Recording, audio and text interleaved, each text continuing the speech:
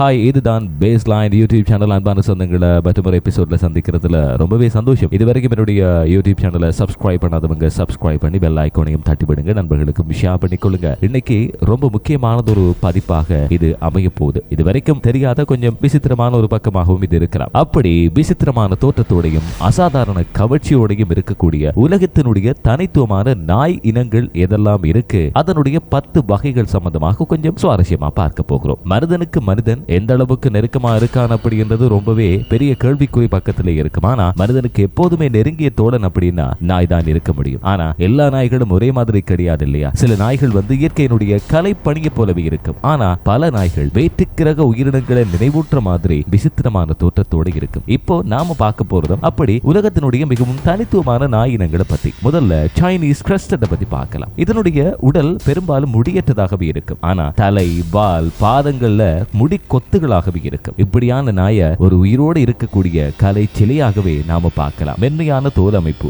மெலிந்த உடல் அமைப்பு இருந்தாலும் உள்ளுக்குள்ள முழுக்க முழுக்க விளையாட்டுத்தனமான பையனாகவே சைனீஸ் கிரஸ்டட் எப்போதுமே பார்க்கப்படும். நிறைய பேர் செல்ல பிராணியாகவே வளர்த்துட்டு இருக்காங்க. அடுத்தது சொலோட்ஸ் கோயின்ட்லி. ஆயிரக்கணக்கான ஆண்டுகள் பழமையான வரலாறு கொண்டதுதான் இந்த மெக்சிகன் இன நாய். முடியற்ற தோலோடையும் தசை பிடிப்புள்ள உடல் அமைப்பையும் கொண்டதாக இருக்கும். அசாதாரண தோற்றமா இருக்கலாம். அது குடும்பத்துக்கு அன்பையும் புத்திசாலித்தனமான செயற்பாடுகளையும் வழங்கக்கூடிய அமைதியான துணையாகவே வாழ்க்கை பூராகவும் நம்மோட வந்துட்டு இருக்கு. இப்போ பார்க்க போறது ஆட்டுக்குட்டி அப்படின்னு நீங்க தவறா நினைக்கலாம். பெட்லிங்டன் டெரியர். சுருண்ட கம்பளி போன்ற உரோமத்தை நீங்க பார்க்கக்கூடியதா இருக்கும். வளைந்த முதுகு இருக்கு. ஆனா அதனுடைய இதயமும் துடிப்பும் துணிச்சல் நிறைஞ்சதாகவே பார்க்கப்படுது. அடுத்தது இயற்கையினுடைய ஜடாமுடி அதிசயம் அப்படின்னு சொல்லலாம், புலி இனம். அடர்த்தியான கயிறு போன்ற உரோமம் இருக்கு. வேலை செய்யும் போது பாதுகாப்பு கவசமாகவே மாறுது. ஆற்றல், புத்திசாலித்தனம், எப்போதுமே செயற்பாட்டில் கன் மாதிரி இருக்கும் புலி. அடுத்தது அரிய அழகினுடைய உருவமாகவே பார்க்கப்படுகிற பெருவியன் இன்கா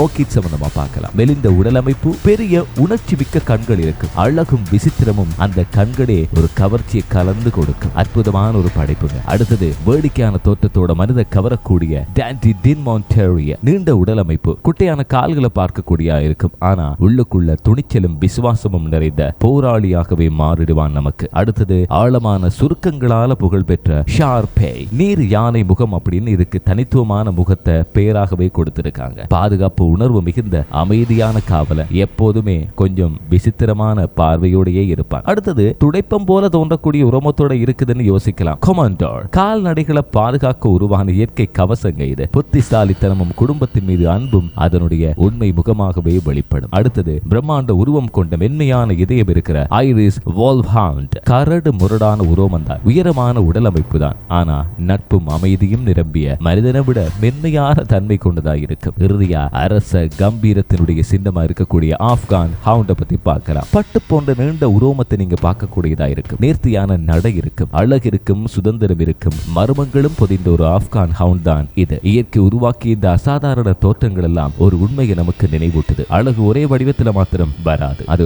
1000 வடிவங்கள்ல பிறக்குதுன்றதுக்கு இப்படியான நாய் வகைகளை உதாரணமா எடுத்துக்கலாம். மீண்டும் ஒரு எபிசோட் மூலமா சந்திக்கலாம். பாய்.